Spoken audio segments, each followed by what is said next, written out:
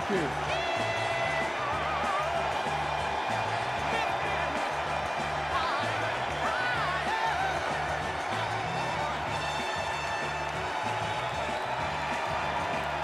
Thank you.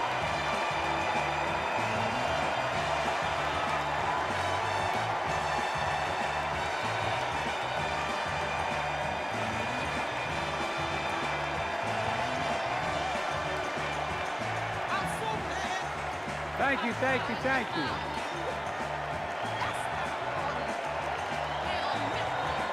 Thank you.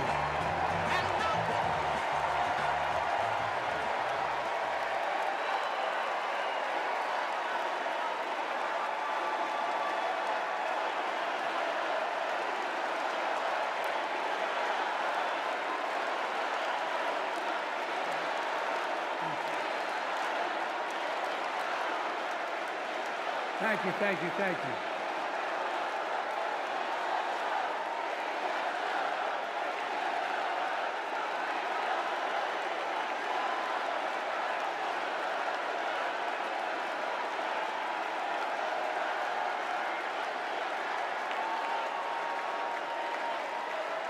Thank you, thank you, thank you.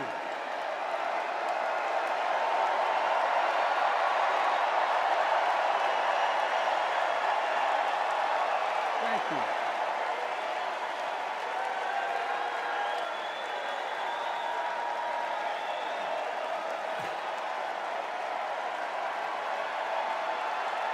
Thank you.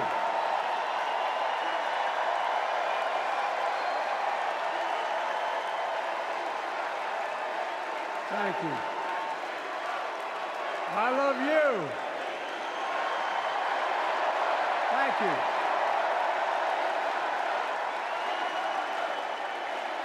Thank you, thank you, thank you.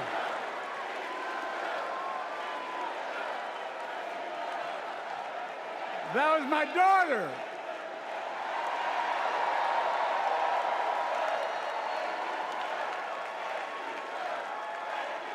Thank you.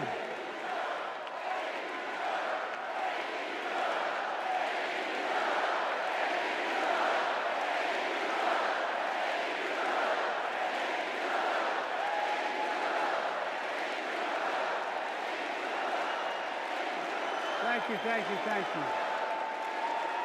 Thank you. Thank you for so. I tell you what.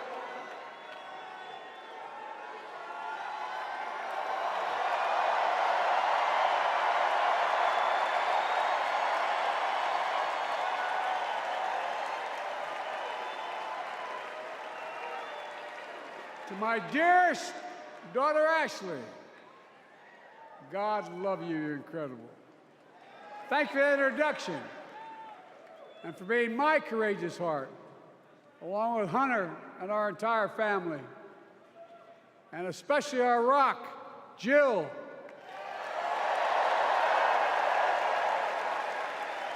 Who, as those of you who know us, she still leaves me both breathless and speechless. Everybody knows her. I love her more than she loves me.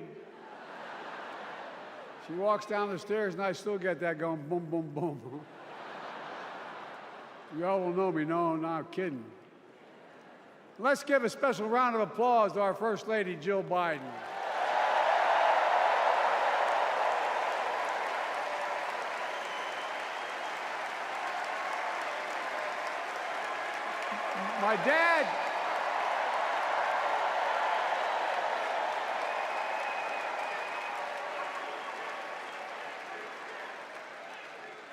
My dad used to have an expression, for real. He'd say, Joey, family is the beginning, the middle, and the end. And I love you all. Folks. And America, I love you.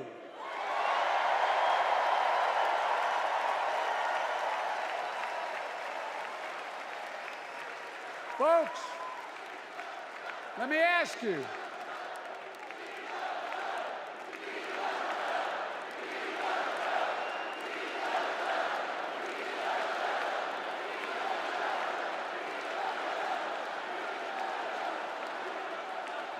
Let me ask you, are you ready to vote for freedom?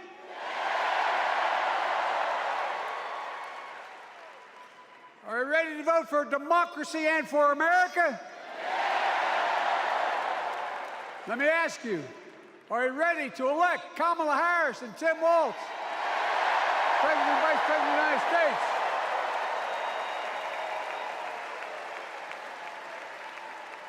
My fellow Democrats, my fellow Americans, nearly 4 years ago, in winter, on the steps of the Capitol, on a cold January day, I raised my right hand and I swore an oath to you and to God to preserve, protect, and defend the Constitution and to faithfully execute the office of the President of the United States. In front of me was the city surrounded by the National Guard. Behind me, a Capitol that 2 weeks before had been overrun by a violent mob. But I knew then, from the bottom of my heart, that I knew now, there is no place in America for political violence. None. You cannot say you love your country only when you win.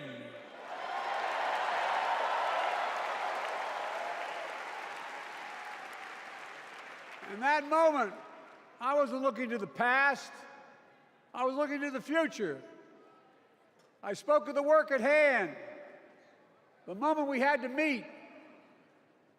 It was, as I told you then, a winter of peril and possibility. Of peril and possibility. We're in the grip of a once-in-a-century pandemic, historic joblessness, a call for racial justice long overdue,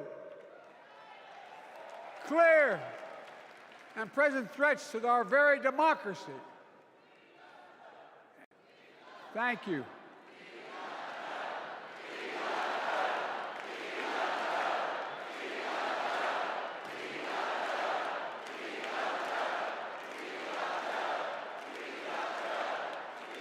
And yet I believed then, and I believe now, that progress was and is possible. Justice is achievable. And our best days are not behind us, they're before us.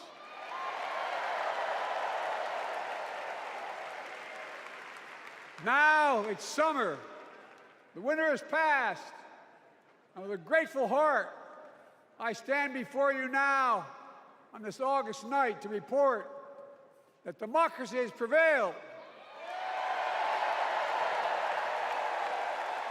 Democracy has delivered. And now democracy must be preserved.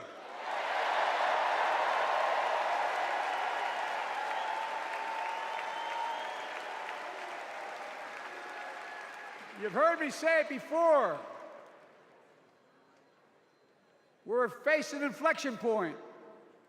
One of those rare moments in history when the decisions we make now will determine the fate of our nation and the world for decades to come. That's not hyperbole, I mean it literally. We're in a battle for the very soul of America. I ran for president in 2020 because of what I saw in Charlottesville in August of 2017. Extremists coming out of the woods, carrying torches, their veins bulging from their necks, carrying Nazi swastikas, and chanting the same exact anti-Semitic bile that was heard in Germany in the early 30s. Neo-Nazis, white supremacists, and the Ku Klux Klan, so emboldened by a president then in the White House that they saw as an ally. They didn't even bother to wear their hoods. Hate was on the march in America. Old ghosts and new garments, stirring up the oldest divisions. stoking the oldest fears, giving oxygen to the oldest forces that they long sought to tear apart America. In the process, a young woman was killed. When I contacted her mother, I asked about what happened. She told me. When the president was asked what he thought had happened, Donald Trump said, and I quote, "There are very fine people on both sides. My God." That's what he said. That is what he said and what he meant. That's when I realized, had to listen to the admonition of my dead son, I could not stay in the sidelines. So I ran.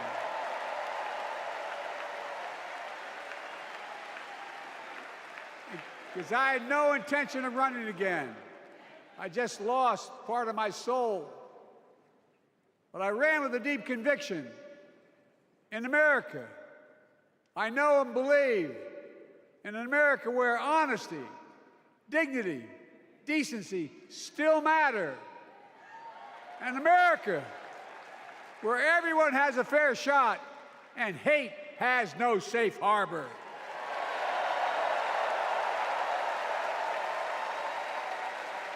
An America where the fundamental creed of this nation, that all of us are created equal, is still very much alive. And a broad coalition of Americans joined with me. 81 million voters voted for us, more than any time in all of history. Because of all of you in this room and others, we came together in 2020 to save democracy.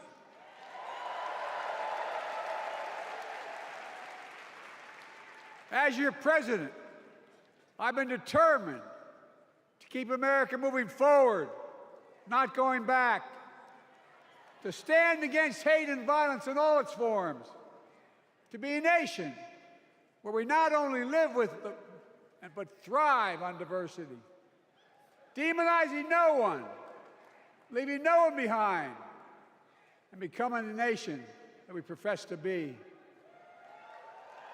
I also ran to rebuild the backbone of America, the middle class.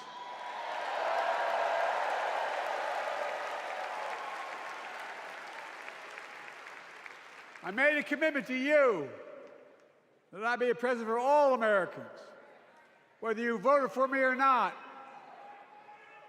We have done that. Studies show the major bills we have passed actually delivered more to red states than blue, because the job of the president is to deliver to all of America.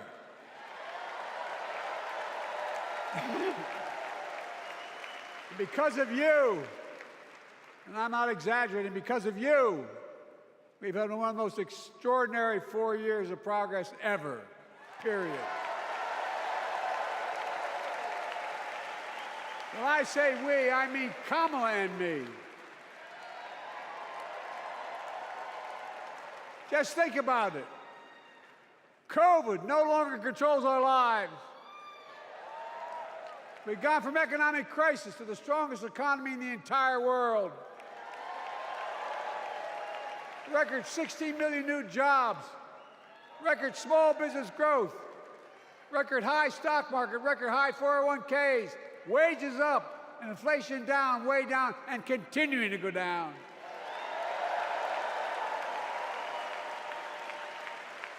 The smallest racial wealth gap in 20 years.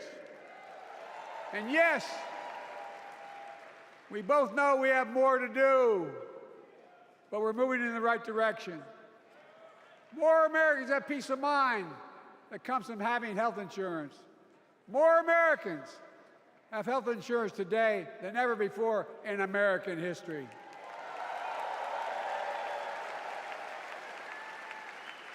And after, as a young senator beginning to fight for 50 years to give Medicare the power to negotiate lower prescription drug prices, we finally beat Big Pharma.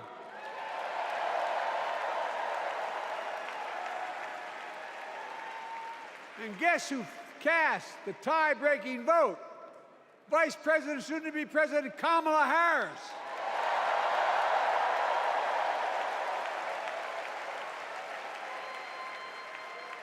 And now it's the law of the land. Instead of paying $400 a month for insulin, seniors with diabetes will pay $35 a month.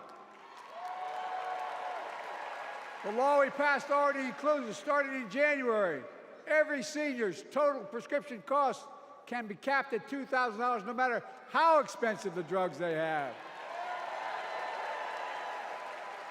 And what we don't focus on, and our Republican friends don't seem to understand, our reforms don't just save seniors money, they save the American taxpayers money. You know what we just passed saves? It saved $160 billion over the next decade. That's not hyperbole. It's because Medicare no longer has to pay those exorbitant prices to the big pharma. But look, well, thank you, Kamala, too. Look, folks, how can we have the strongest economy in the world without the best infrastructure in the world? Donald Trump promised Infrastructure Week every week for 4 years, and he never built a damn thing.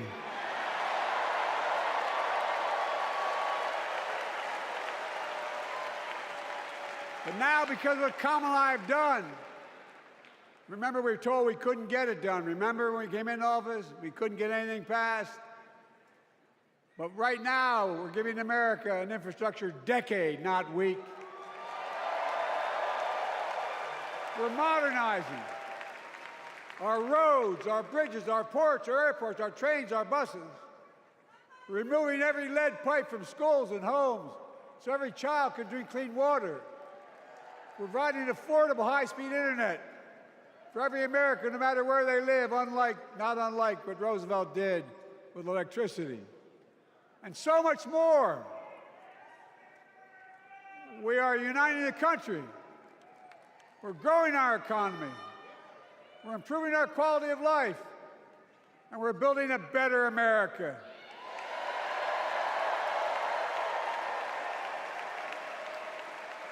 Because that's who we are. How can we be the strongest nation in the world without leading the world in science and technology? After years of importing 90% of our semiconductor chips from abroad, which America invented those chips, our Chips and Science Act meant that private companies from around the world are now investing literally tens of billions of dollars to build new chip factories right here in America.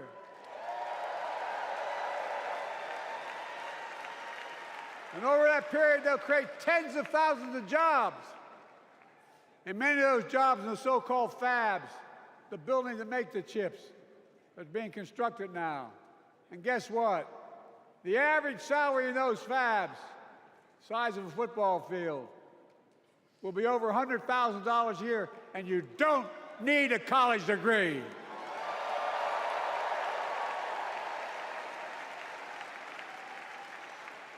Because of you and so many electeds out there, American manufacturing is back. Where the hell to say we wouldn't lead the world in manufacturing?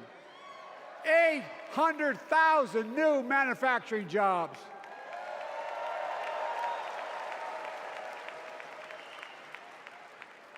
Our Republican friends and others made sure they'd go abroad to get the cheapest labor. We used to import products and export jobs. Now we export American products and create American jobs right here in America, where jobs belong.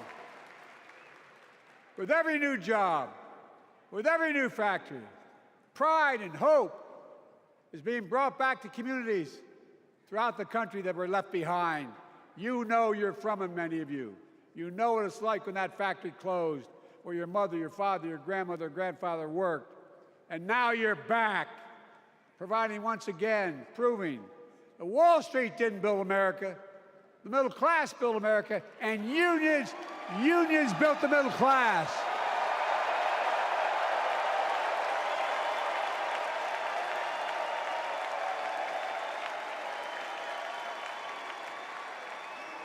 It's been my view since I came to the Senate. And that's why I'm proud to have been the first president to walk a picket line.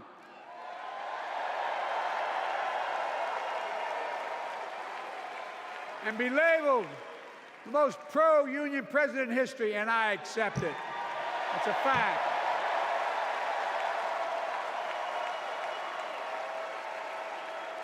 Because when unions do well, we all do well.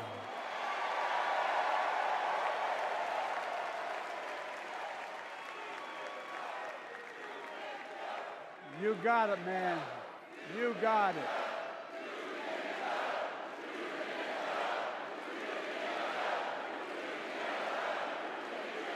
I agree. I'm proud. Look, remember he told we couldn't get anything done because we couldn't get anything done in the Congress? Well, with your support, we passed the most significant climate law in the history of mankind.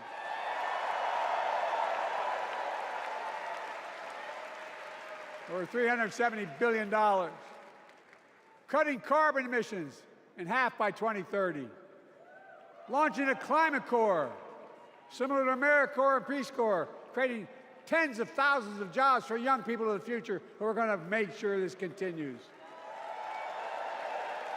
Creating hundreds of thousands of jobs in clean energy for American workers, including the IBEW installing 500,000 charging stations all across America. And in the process, reducing carbon emissions. And we're seeing it. We're seeing to it that the first beneficiaries of environmental initiatives are those fence-line communities that have been smothered by the legacy of pollution. Louisiana and Delaware, Route 9, all the factories, all those chemical factories are right next to the poorest neighborhoods. They're the ones we're going to bring back.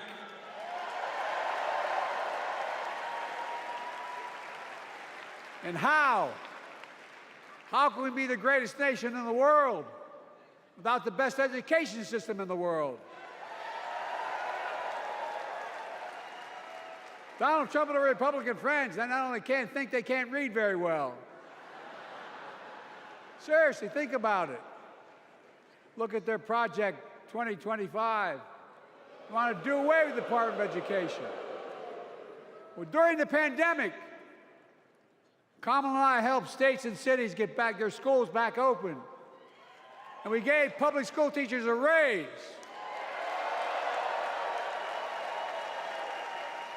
We created apprenticeships with businesses and communities, putting students on a path to a good paying job, whether or not they go to college. And by the way, we're making college a hell of a lot more affordable. Increasing Pell Grants by $900. Over $15 billion for HBCUs. Minority service education, including Hispanic institutions and tribal colleges. We kept our commitment to provide more student relief than ever by lifting the burden of helping millions of families so they could get married, start a family, buy a home, and begin to build family wealth and contribute to the community and grow our economy. It's not costing us, it's creating more wealth. We fundamentally transformed how our economy grows, from the middle out and the bottom up instead of the top down. You know, my dad used to say there wasn't a whole hell of a lot to drop down on my kitchen table at the end of the month. I come from a basic middle-class family, 3-bedroom house, 4 kids, a grandpop living with us, decent neighborhood, but never a penny to spare. And look, that top-down notion never worked. A lot of Democrats didn't think it worked, thought it worked, but it doesn't. And when we did all that, what we've done, everybody can do well. Everybody.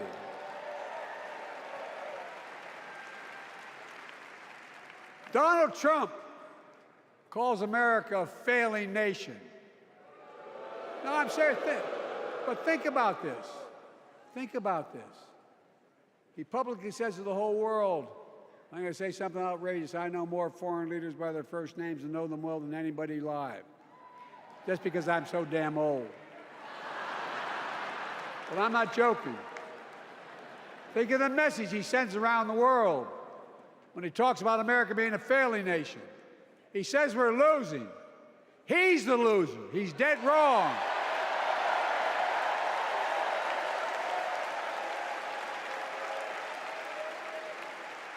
Many of you are very successful people who travel the world.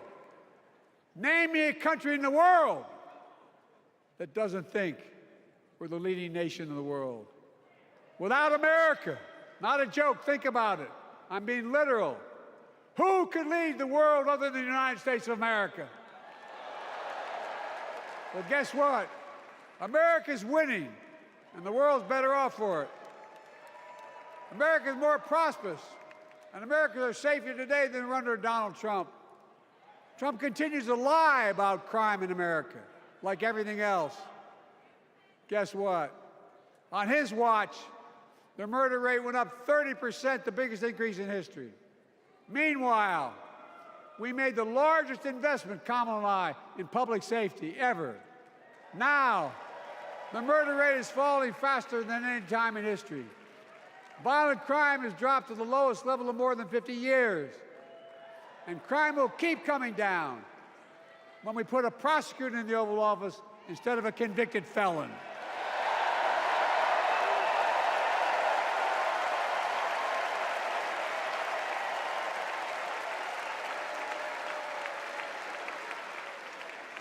And folks, the distinguished senator from the C Senate from California and I passed the first ban on assault weapons. And guess what? It worked. If we care about public safety, we need to prevent gun violence. And what makes me ashamed when I travel the world, which I do, more children in America are killed by a gunshot than any other cause in the United States. More die from a bullet than cancer, accidents, or anything else in the United States of America. My God. That's why Kamala and I are proud. We beat the NRA when we passed the first major bipartisan gun safety law in 30 years.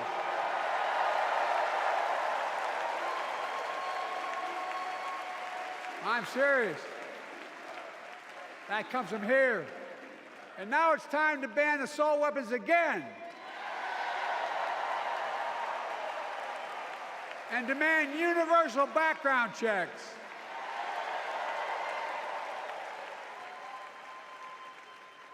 It's hard. I never thought I'd stand before a crowd of Democrats and refer to a president as a liar so many times. No, I'm not trying to be funny. It's sad. Trump continues to lie about the border. Here's what he won't tell you. Trump killed the strongest bipartisan border deal in the history of the United States that we negotiated with the Senate Republicans. It took 4 weeks. Once it passed, and never acknowledged the most expansive border change in American history, he called senators to say, don't support the bipartisan bill, because he said it would help me politically and hurt him politically. My God. No, I'm serious. Think about it. Not a joke. Ask even the press who doesn't like me. They'll tell you that's true. Typically, Trump, once again, putting himself first and America last. Then I had to take executive action. The result of the executive action I took Border encounters have dropped over 50%. In fact, there are fewer border crossings today than when Donald Trump left office. And unlike Trump, we will not demonize immigrants, saying they're the poison of blood of America. Poison the blood of our country. Kamala and I are committed to strengthening legal immigration, including protecting dreamers and more.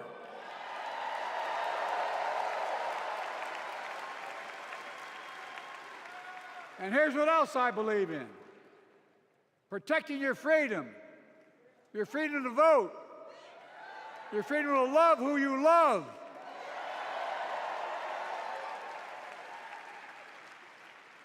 and your freedom to choose.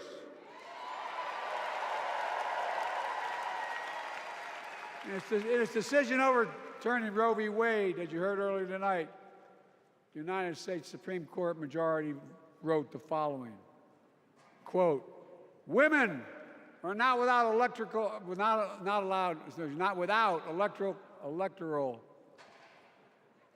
or political power."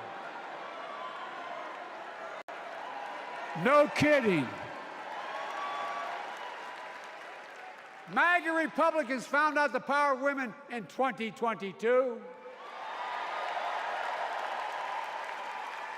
And Donald Trump is going to find out the power of women in 2024.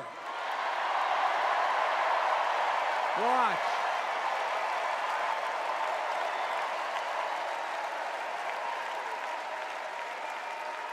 And where Trump and his mega Republican right-wingers seek to erase history, we Democrats continue to write history and make more history. I'm proud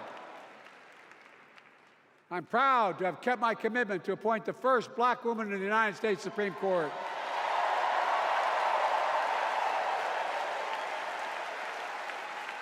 Ketanji Brown Jackson, a symbol for every young woman in America that you can do anything. I'm proud that I've kept my commitment to have an administration that looks like America and that taps in to the full talent of our nation. The most diverse cabinet in history, including the first black woman in South Asian descent to serve as vice president. And will soon serve as the 47th president of the United States.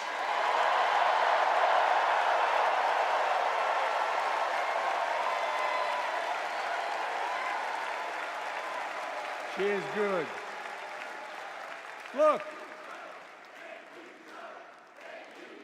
Thank you, Kamala.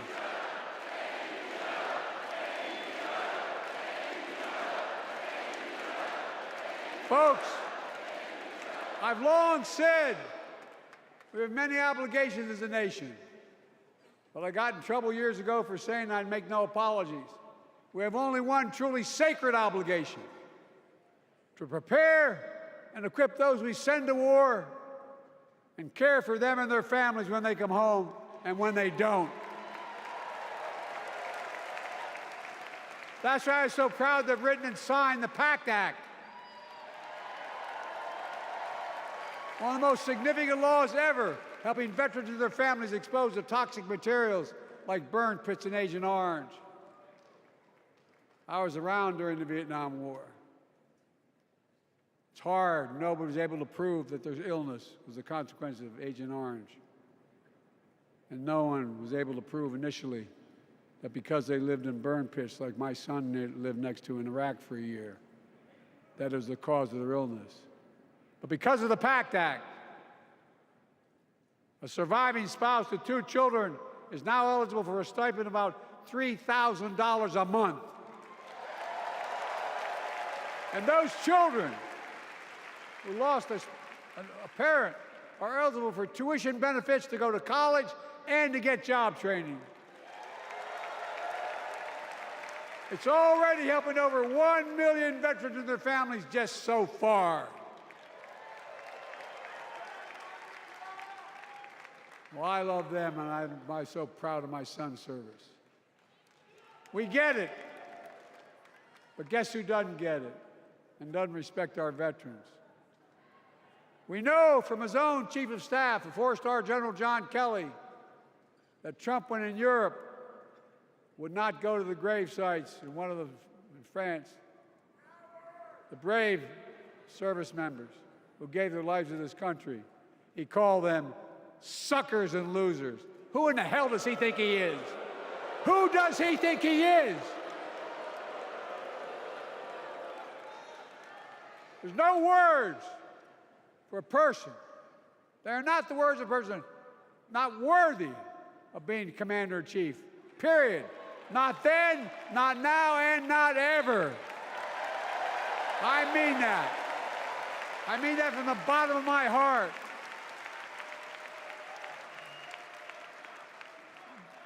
Just as no commander-in-chief should ever bow down to a dictator, the way Trump bows down to Putin.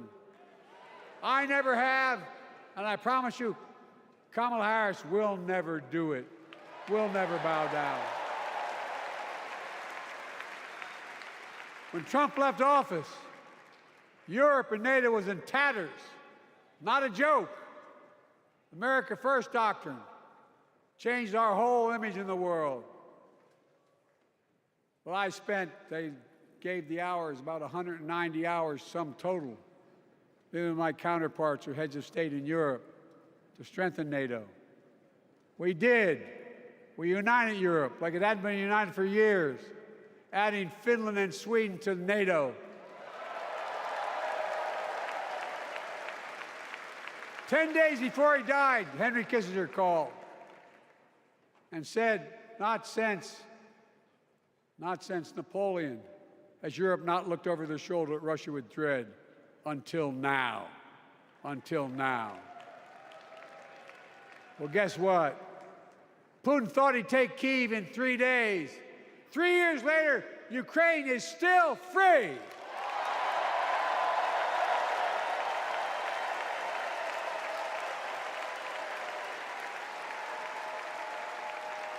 When I came to office, the conventional wisdom was that China would inevitably surpass the United States. They haven't noticed. No one's saying that now.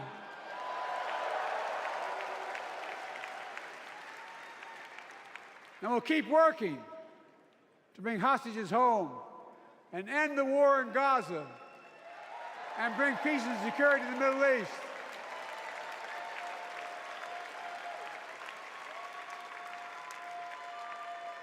As you know, I wrote a peace treaty for Gaza. A few days ago, I put forward a proposal that brought us closer to doing that than we've done since October 7th. We're working around the clock, my Secretary of State, to prevent a wider war and reunite hostages with their families and surge humanitarian health and food assistance into Gaza now. To end the civilian suffering of the Palestinian people, and finally deliver a ceasefire and end this war.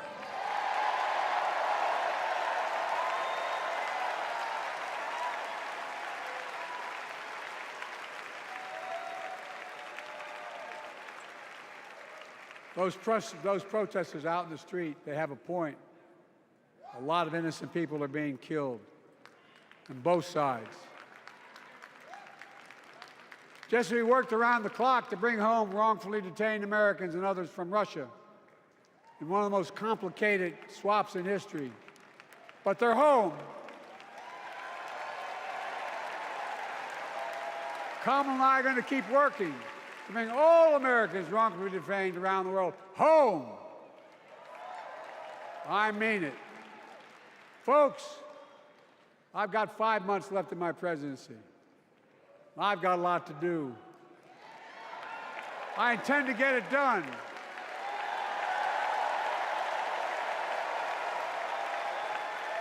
It's been the honor of my lifetime to serve as your president. I love the job, but I love my country more. I love my country more. And all this talk about how I'm angry at all those people who said I should step down. That's not true.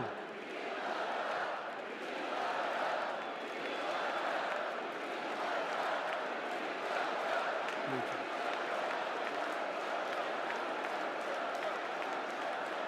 I love my country more, and we need to preserve our democracy. In 2024, we need you to vote. We need you to keep the Senate. We need you to win back the House of Representatives. And above all, we need you to beat Donald Trump.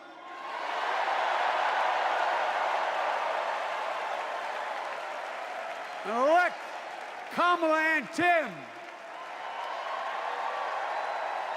President and Vice President of the United States of America. Look, they'll continue to lead America forward, creating more jobs, standing up for workers, growing the economy, lower the cost to American families so they just have a little more breathing room. We've made incredible progress, but we have more work to do. And Kamala and Tim will continue to take on corporate greed and bring down cost of food. They'll keep taking on Big Pharma and making insulin $35 a month, not just for seniors, but for everyone in America. And capping prescription drug costs at a total of $2,000, not just for seniors, but for everyone. And folks, that's going to save America again tens of billions of dollars. Folks, they'll make housing more affordable, building 3 million new homes, providing $25,000 down payment assistance for the first-time home buyer, more than the 10 we approved. Donald Trump wants a new tax on imported goods, food, gas, clothing, and more. You know what that will cost the average family, according to the experts? $3,900 a year in a tax. No, that's a fact. Kamala and Tim will make the child care tax credit permanent.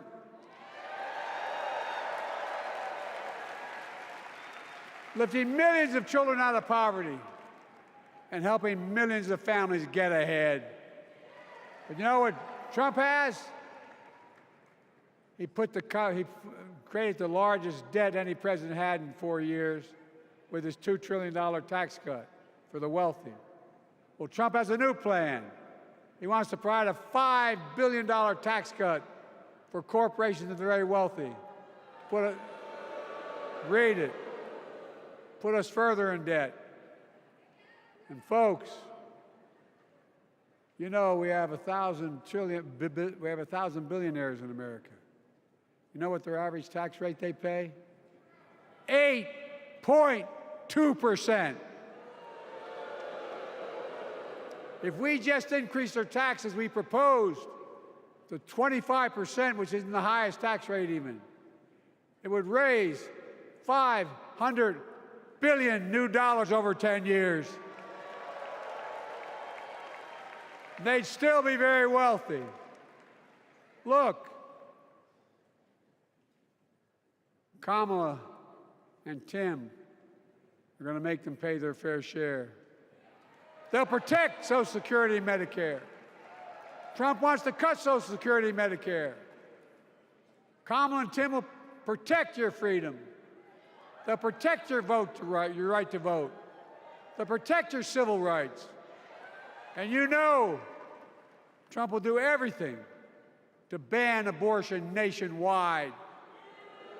Oh, he will. You know, Kamala and Tim will do everything they possibly can. That's why you have to elect a Senate and a House to restore Roe v. Wade.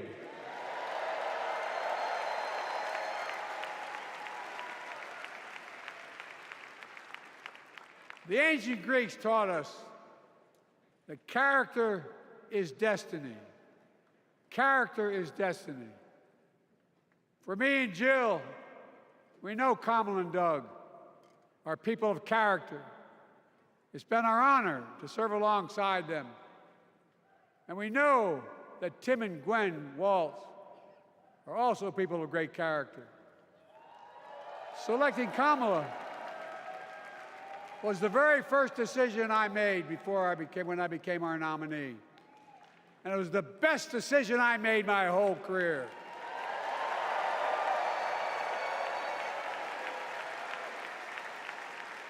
We've not only gotten to know each other, we've become close friends. She's tough, she's experienced, and she has enormous integrity, enormous integrity. Her story represents the best American story. And like many of our best presidents, she was also vice president. That's a joke.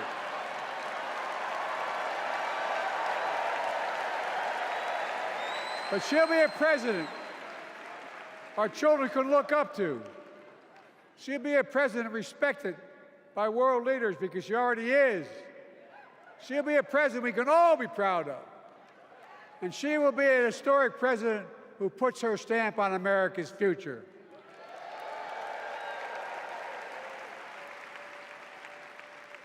This will be the first presidential election since January 6th. On that day, we almost lost everything about who we are as a country. And that threat, this is not hyperbole, that threat is still very much alive. Donald Trump says he will refuse to accept the election result if he loses again. Think about that. He means it. Think about that. He's promising a bloodbath if he loses, in his words. And that he'll be a dictator on day one, in his own words. By the way, this sucker means it. No, I'm not joking. Think about it. Anybody else said that in the past, you'd think he was crazy. He is crazy, but you'd think it was an exaggeration, but he means it. We can't let that happen. Folks, all of us carry a special obligation.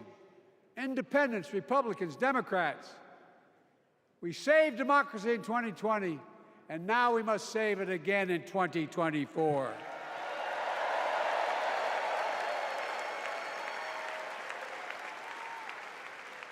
The vote of each of us cast this year will determine whether democracy and freedom will prevail. It's that simple. It's that serious. And the power is literally in your hands. History is in your hands. Not hyperbole. It's in your hands. America's future is in your hands. Let me close with this.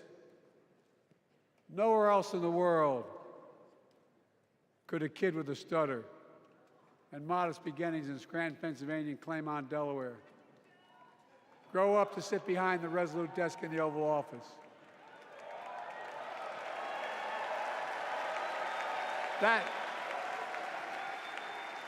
That's because America is, and always has been, a nation of possibilities.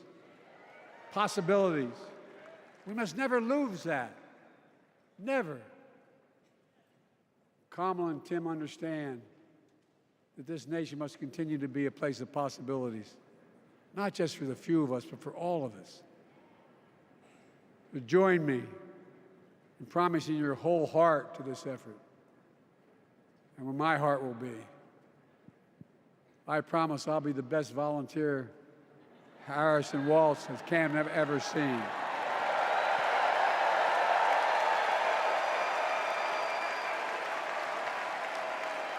Each of us has a part in the American story.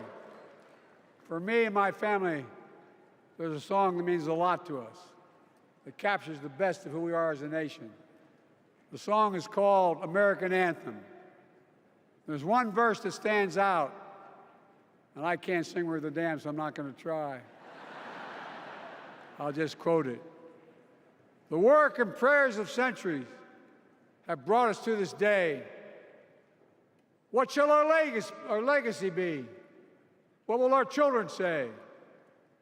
Let me know in my heart, when my days are through, America, America, I gave my best to you.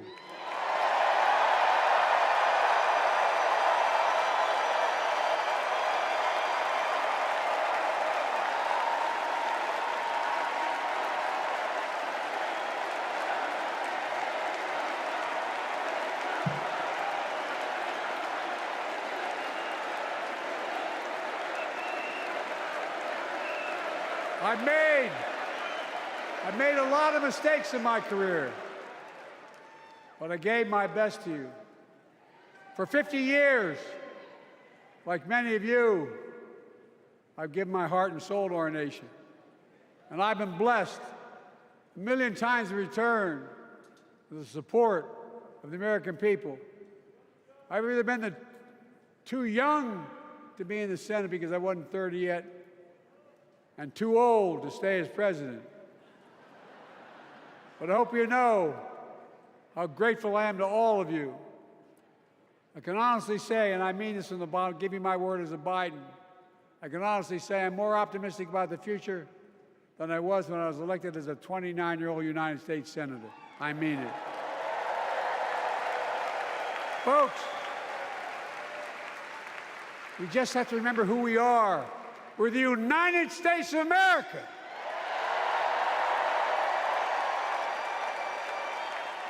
And there's nothing we cannot do when we do it together.